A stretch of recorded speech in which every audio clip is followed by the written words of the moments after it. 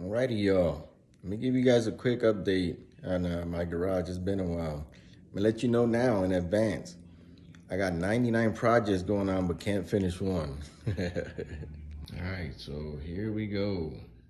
Here's a couple of projects, not finished, not finished. And watching Goose Squad, by the way.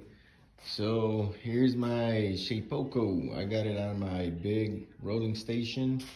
Another project there, almost finished.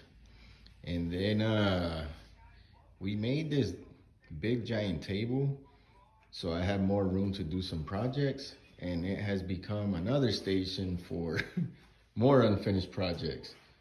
Bam, more unfinished projects. And I know you guys seen that new rigid. That thing is badass. I love it. And here's the other side. I still gotta find storage for the welding machines to get them bad boys out of here. More unfinished projects.